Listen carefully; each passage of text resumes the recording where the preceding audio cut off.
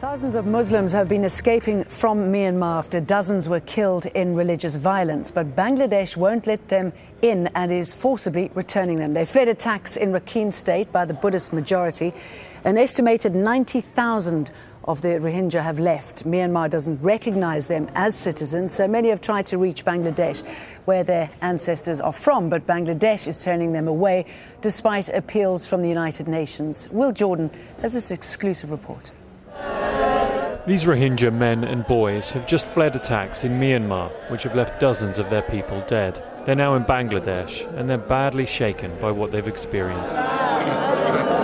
They arrived in these small boats, braving waves that can reach as high as 4 meters. The journey would take 6 hours if you knew where you were going. But these men didn't, and it's the rainy season, so visibility is poor. But now they'll have to brave the seas all over again. The border guards wouldn't allow the men to stay or to be interviewed. They give the Rohingya men a bottle of water and some food and force them back to sea. For me or for my agency, even for our friends from the Coast Guard, our government's decision is the only order we will obey. Another group managed to stay. They asked for their identities to be protected so they aren't arrested or sent back. They say 3 boats in their convoy were attacked by Myanmar military helicopters. 3 boats managed to reach shore. My uncles and aunts were in the other 3 boats and didn't make it. All of my relatives were killed. I don't even know where their bodies are now. Another man escaped with his brother. His children were killed in Myanmar.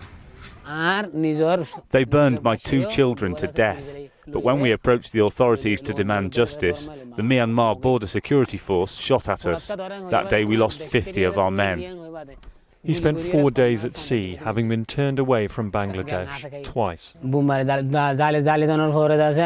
During the first attempt, we were unable to get into Bangladesh. The border guard pushed us back to sea.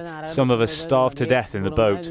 We had to throw their bodies in the water. We tried to save our women, but could not. Elsewhere in Bangladesh, another man hides out, haunted by what he has seen. I don't even know if my own wife and children are still alive. I can't eat or sleep at night. My poor wife and children. They've been chased out of Myanmar, and the Rohingya are not welcome in Bangladesh either. This time, border guards sent 9 boats back. 1 landed again in Bangladesh.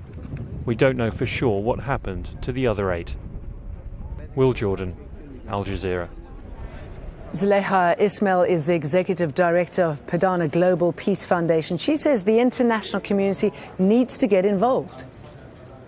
Something should be done, and while we sympathize with Bangladesh, because they have already taken in almost 250,000 Rohingya refugees, but something should be done. I think the UN could take charge and do something with Bangladesh and with the ASEAN countries, and then go in and have an independent panel to look into why is it that these people born and bred in Myanmar have been just persecuted and highly discriminated against. But right now they are just fleeing because they want to save their own lives.